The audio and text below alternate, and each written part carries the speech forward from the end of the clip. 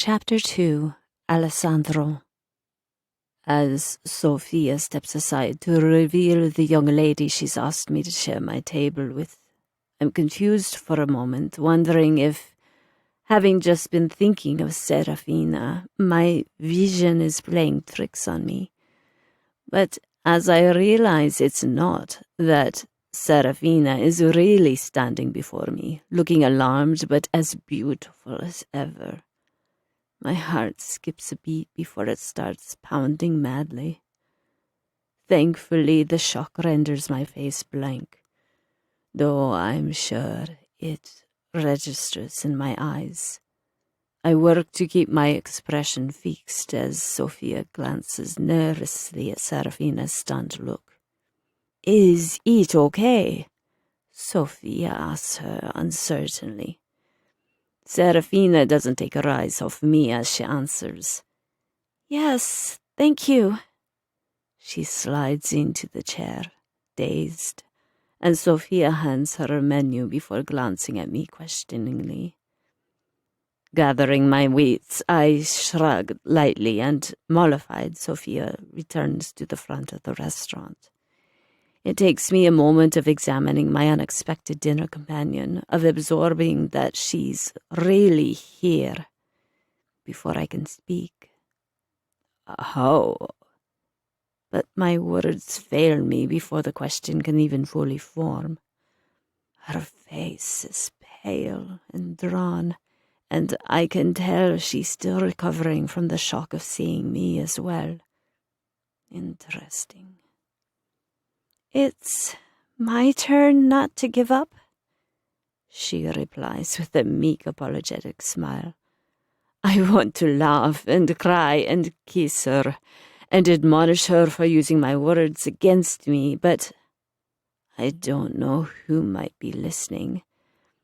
And if I've learned anything this past week, it's that the danger I'm in, the suspicion of which drove me from Serafina's side in the first place, is very real. And if those pursuing me learn what she means to me, I dare not even think of the consequences.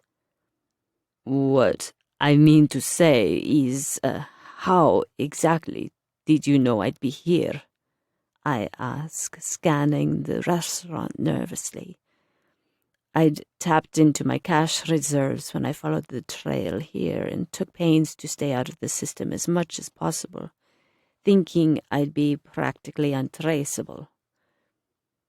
"Bryce, he told me you were in San Francisco, but I didn't know you'd be here tonight," she replies. "I mean, he told me you used to come here often." Her expression is all apologies and longing. "How else was I supposed to find you? Apparently I can't call or email you anymore." I frown, running a finger under my chin. The giant sent her here. That's a twist. Though with his expertise, it explains how she found me. Though I was fairly certain when we spoke last, while Serafina lay unconscious in the hospital, that his threat to make sure bad things happened to me if I hurt her again meant he didn't want her coming anywhere near me. And yet he helped her do exactly that. "You weren't supposed to find me at all," I respond bluntly. "You're not glad to see me?" she asks, catching my eye. A gentle tease, and I can tell she's searching for a warmer welcome. But she has no clue the danger at hand, and I can't find a smile or cute response to give her. My only thought is to convince her to forget me, to protect her, and to get her back on a plane to Seattle as soon as possible. I simply stare at her for a moment before shrugging noncommittally. "It's nice to see you again," I reply casually. "If you're hungry, I recommend the house special."